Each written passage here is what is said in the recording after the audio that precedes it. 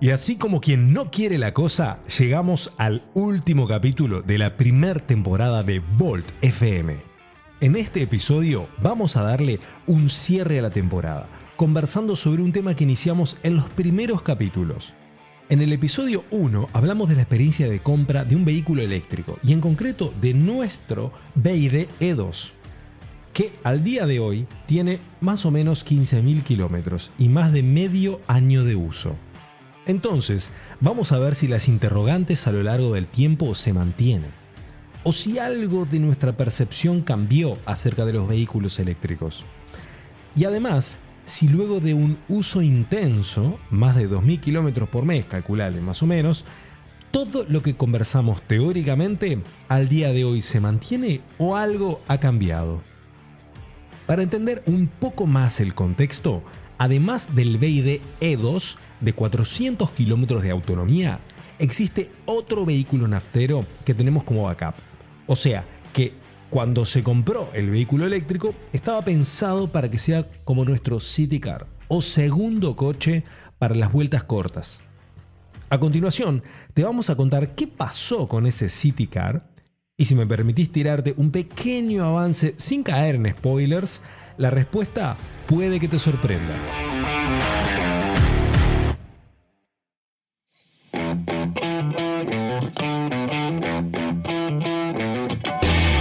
De arranque, te cuento que vamos a separar este episodio en 3 partes. La primera es el gasto generado por el auto durante todo este periodo, ¿no? Durante casi los 9 meses de uso y 15.000 kilómetros.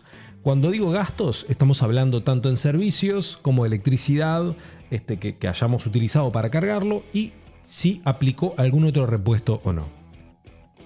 La segunda es el estado del vehículo físico en comparación al momento de su compra.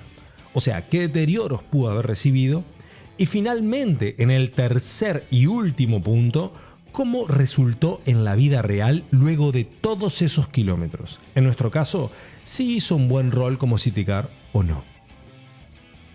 Hoy vamos de lleno al contenido, así que vení, conectate y seguimos.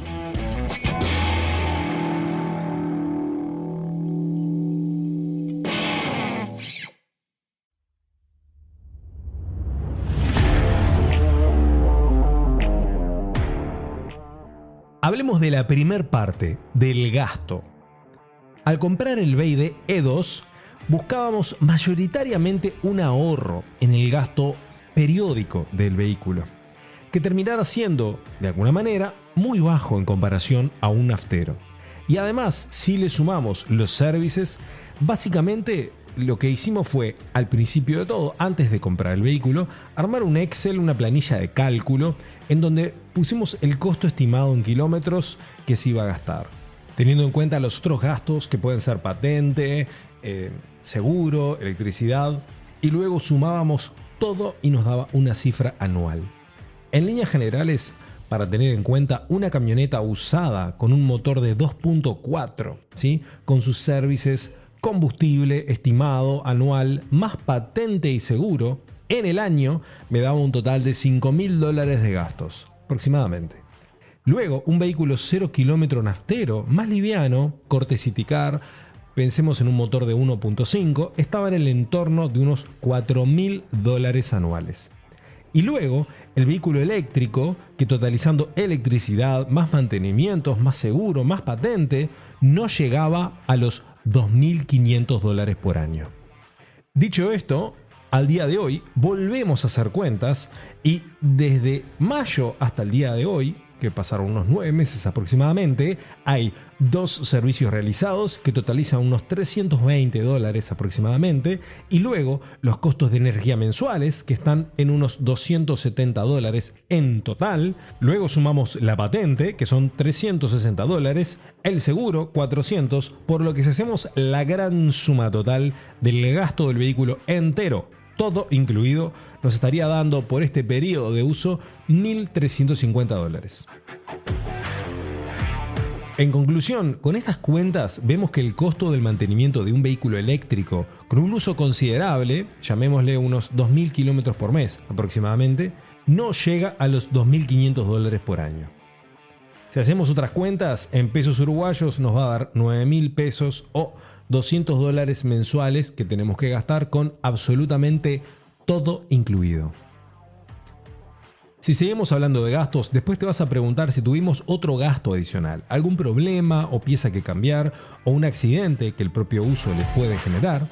Pero bueno, la realidad es que por suerte y sin querer llamar a la desgracia, no hubo un solo gasto adicional por ningún aspecto de mal funcionamiento o algún accidente o siniestro que tuviéramos que pagar. El único costo adicional fue el de los vidrios polarizados, que en lo personal me agrada el aspecto que le da al vehículo, además de protegerlo ante una ruptura de vidrio por un robo, por ejemplo, y también mantiene mejor la temperatura del interior y reduce la molestia de los rayos del sol a los ocupantes. Pero esto, por supuesto, va en cada uno y está claro que no es un costo obligatorio. Aparte del vehículo, tenemos que contarte que sí, que tuvimos un gasto adicional por única vez que fue alrededor de $1.600 y fue el cargador de hogar de 7 kW con la instalación y todos los trámites incluidos. Tengamos en cuenta que, dada la demanda, la instalación llevó su tiempo y además tuvimos mala suerte porque el cargador de la marca Wallbox vino con algún problema de Bluetooth de fábrica, por lo que tuvimos que reclamar a garantía y vinieron a cambiarlo. Pero entre todo ese proceso, más o menos estuvimos unos 3 meses en total. Desde que se comenzaron los trámites, lo instalaron y luego se reclamó el nuevo equipo. La verdad que al día de hoy, luego de resueltos los problemas, el equipo funciona perfectamente y sin ningún tipo de inconveniente. Además, la instalación eléctrica de 3 kW que vas a tener en tu casa no va a funcionar con el cargador hogareño, ¿no? Este de 7 kW.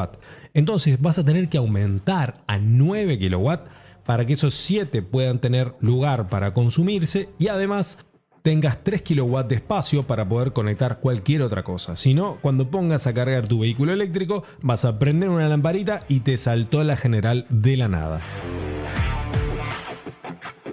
En el caso de Uruguay, hacer todo esto es un trámite extremadamente sencillo, no representa hacer grandes cambios ni afecta sustancialmente el costo mensual que vas a tener de tu cuenta de luz. Sumando además de que te van a dejar declarar en la empresa de luz, que es en este caso UTE, que tenés un auto eléctrico. Entonces, te van a dejar un plan especial con un descuento del 50% al día de hoy en la franja más baja de energía.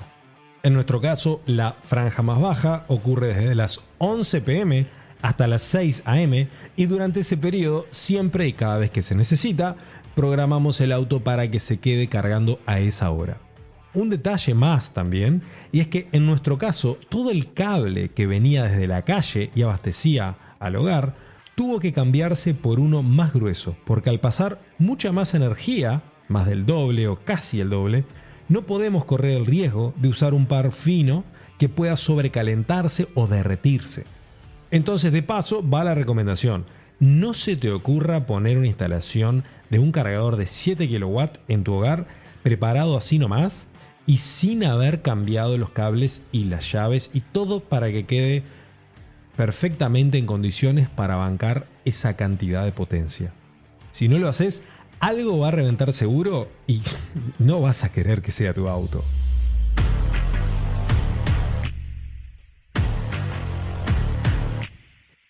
Llegamos a la segunda parte. Hablemos del estado físico del vehículo. Seguramente te estarás preguntando que habiendo transcurrido menos de un año de uso y con apenas 15.000 kilómetros, es raro hacer un comentario al respecto en este punto, pero también, pensando un poco, seguramente conocerás casos de marcas reconocidas en el mercado que ya en el primero o segundo service hay alguna pieza para cambiar o algún defecto de fabricación aparece, ¿no? Antes de seguir con el resultado, debo adelantarme un poco al último punto y comentarte que además el uso del auto fue muy variado. Mayoritariamente te tengo que decir que fue usado en ciudad y ruta, pero también varias calles en un pobre estado y sin asfalto. O sea que en conclusión, sepamos que no fue un escenario 100% agradable para el vehículo a transitar.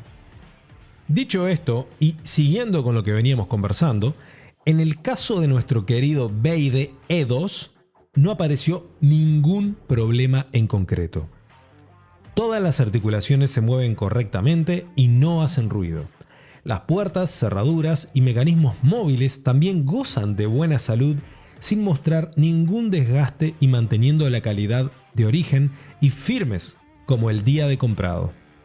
También es bueno decir que el andar del vehículo al uso no tiene inconvenientes y por sobre todo algún posible ruido por una pieza floja que tengamos en cuenta que al tener un andar silencioso sería notorio de forma casi que inmediata. Pero bueno, no se evidencia absolutamente nada de esto.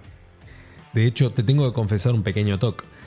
Tanto es el silencio a veces que si algún vaso o juguete mientras estás manejando de alguno de los niños, viste, que quedó en falso y hace ruido al andar, yo lo encuentro insostenible y tengo que poner balizas, detenerme y acomodarlo de inmediato. Bueno, no te rías. Tengo ese toque con ruiditos, ¿a vos no te pasa?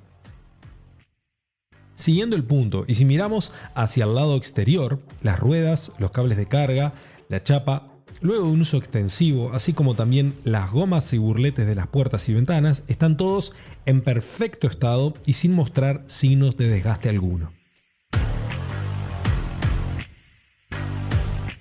Finalmente llegamos al tercer y último punto, que es el uso en la vida real. La verdad que en este ítem debo decir que para mi sorpresa y como adelantábamos, el uso fue completamente distinto al pensado inicialmente. Como te dije, estaba pensado como segundo auto, más corte city car y para hacer vueltas en la cortita, digamos, teniendo como vehículo principal un naftero. Pero bueno, la verdad fue la siguiente. El eléctrico desbancó al naftero y pasó a ser inclusive el primer auto de uso. A ver, es que en realidad en la práctica se fue dando de a poco. O sea, cuando quisimos ver ya se estaba usando como principal auto. Al principio fue como tímidamente comenzando a hacer pequeños trayectos y probando la autonomía y afinando el modo de conducir. Acuérdate que como hablamos en el episodio 2, el rendimiento de la batería depende de muchos factores, pero si acotamos podemos quedarnos con dos, que son la temperatura ambiente y el modo de conducción. Entonces, dicho esto, al inicio fue todo un aprendizaje, pero de a poco, agarrando de la mano y aprendiendo hasta dónde podía llegar el vehículo, las distancias recorridas fueron cada vez más. Primero 100 kilómetros, luego 150, después 200, 250 y hasta 300 y poco en ruta. Acá debo abrir un paréntesis y decirte que por más que traté de sacarle esos 400 kilómetros de autonomía, no fue posible. O sea, ahora conociendo el vehículo, yo te diría que sí que se podrían hacer, pero deberías tener un trayecto de 400 kilómetros totalmente plano, sin pendientes y conduciendo a una velocidad constante de 60 km por hora, que es como bastante complicado en la vida real. Cerrando paréntesis y volviendo con lo que estábamos conversando, de a poco al ir aumentando la cantidad de kilómetros, eso fue haciendo de que el naftero, pensado para largas distancias, fuera relegado paulatinamente. Además, para ser sinceros, comparando el gasto de un viaje en ruta de $100 versus uno de $7, no sé, hace las cuentas. La verdad que se hace tentador cargar el eléctrico y salir andando. De hecho, fíjate que en algunos trayectos te sale más caro el peaje que la carga del vehículo. Prácticamente todos los lugares que frecuentamos, inclusive haciendo ruta, que son menores a la autonomía de 300 kilómetros, fueron realizados con el auto. Y te digo más, en los casos en donde, por ejemplo, fuimos a vacacionar a un lugar a 280 kilómetros de distancia y nos quedamos varios días sin inclusive un cargador cercano, el cargador de emergencia que trae el vehículo de regalo y que va conectado a un enchufe hogareño hizo un excelente trabajo, cargando lento, unos 3 kW por hora aproximadamente, pero seguro. Y de un día para el otro, el vehículo estaba pronto para volver a la ruta, aunque no lo precisara hacer exactamente en ese instante. A ver, y de alguna manera, he aquí la maravilla de la experiencia del vehículo eléctrico. Porque bien planificado, fíjate que el mundo está lleno de cargadores para tu vehículo. Están solo a un yuco o 3 en línea de distancia. Antes de cerrar este punto, te debo decir también de que seguramente te estás preguntando, bueno, pero esa experiencia fue siempre debajo de la autonomía de los 400 kilómetros, y debo decirte que Seguramente para la próxima temporada vamos a hacer un experimento y vamos a compartir en las redes sociales un viaje bastante más largo y a ver cómo nos va. Como palabras finales, la experiencia de 15.000 kilómetros después de comprado el vehículo es muy buena. E inclusive con los miedos e inseguridades de enfrentarse a algo totalmente nuevo a la hora de la compra, y aún habiendo estado informado y estudiando durante varios meses, debo decirte que valió la pena ampliamente. Al día de hoy, la barrera más grande es el tema precio, que comprado con una empresa no lo es tanto. Pero con la evidencia que hoy por hoy tenemos arriba de la mesa, creemos que este tipo de vehículos eléctricos llegaron para quedarse y además para reinventar la experiencia de conducción por completo, haciéndola más divertida y limpia, por supuesto. Por algo levanta tanta controversia y hay más de un fuerte detractor de estas tecnologías. Es que sí, lo disruptivo genera una brecha, pero al final el tiempo termina marcando la verdad.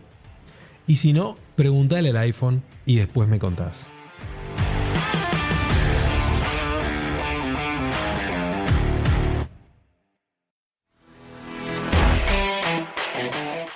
Llegamos al final de la primera temporada y de verdad quiero tomarme un ratito para agradecerte si llegaste hasta acá. Y si venís escuchando todos los episodios, muchísimo más todavía. Ya son miles de personas de todo el mundo que han hecho de este podcast uno de los más escuchados del 2021. Fíjate que llegamos a la última parte de este año y estamos dentro del top 40 de podcast a nivel mundial en iVoox. Y por supuesto nos llena de orgullo y nos pone muy contentos de que la comunidad eléctrica va en aumento.